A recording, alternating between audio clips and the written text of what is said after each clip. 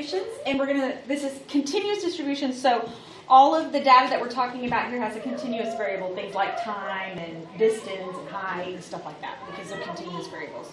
So, PDF, a probability density function, an equation used to compute probabilities of continuous random variables. It must satisfy the two following properties.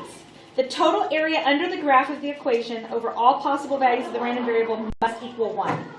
Same as always, probability has to total 1. And the height of the graph of the equation must be greater than or equal to 0 for all possible values of the random variable, just meaning you don't have any negative values. And we've already talked about that. But a probability density function, we are used to it looking like this. And we remember the area under the curve. So if we shade all of the area under the curve, it equals 1. So this is a probability density function. So let's look at number 1. Suppose the United Parcel Service is supposed to deliver a package to your front door, and the arrival time is somewhere between 10 a.m. and 11 a.m. Let the random variable x represent the time from 10 a.m. when the delivery is supposed to take place. The delivery could be at 10 a.m., x equals 0, or at 11 a.m., x equals 60, with all 1 minute intervals of time between x equals 0 and x equals 60 being equally likely. That is to say, your package is just as likely to arrive between 10:15 and 10:16 as it is to arrive between 10:40 and 10:41. The random variable x can be any value in the interval from 0 to 60. That is, 0 is less than or equal to x, which is less than or equal to 60, because any two intervals of equal length between 0 and 60 inclusive are equally likely. The random variable x is said to follow a uniform probability distribution. Okay, so this one is uniform. What does uniform mean? That's all the same. It's all the same. This is not a bell curve, because a bell curve isn't uniform. This is a uniform probability distribution. So, remember that the area under the curve has to equal 1. The base is 60, because we're going from 0 to 60 minutes. So, what does the height have to be? Well, area equals base times height. This is uniform, so it's a square or a rectangle. Area equals base times height, and we know that the base is 60 because time is down here. So we can just divide both sides by 60 and get that our height is equal to 1 over 60. So I'm going to draw a line, and I'm going to say this is 1 over 60. There's my, pretend that's perfect. That's my uniform probability distribution. All right. So the probability of choosing a time that is between 15 and 30 minutes after the hour is the area under the uniform density function. So we're using times 15 and 30. So I'm just going to mark, so let's see, 30 would be the middle. So let's say this is 15 and this is 30. So I want to know the area of this section. Ms. Bohannon, Uh-huh. I don't know at all what we're doing. I'm really lost. You're just finding area of a rectangle.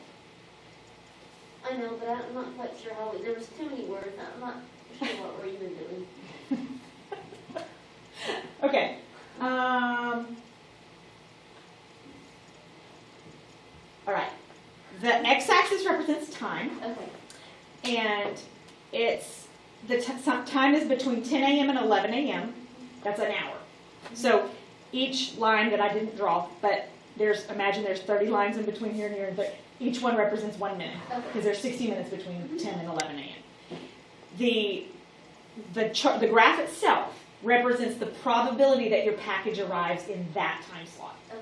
So we want to know what the probability is. We want an actual value. Okay. We don't have one yet. Okay. Does that make sense so far? Okay, so did you understand we found the height to be 1/60th? Uh-huh. Because it has to, we know that the bottom equals 60, and for probability it has to total 1, because area under the curve totals 1, because of 100%. Okay.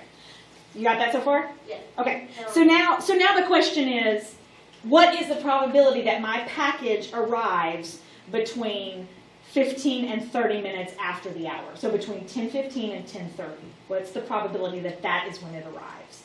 So I marked 15 and 30, and I shaded. This is just like if we were doing it on a bell curve and we marked two things and we shaded in between. It's the same idea. It's just this time it's uniform, which actually makes it a little easier to find because it's just area of a rectangle.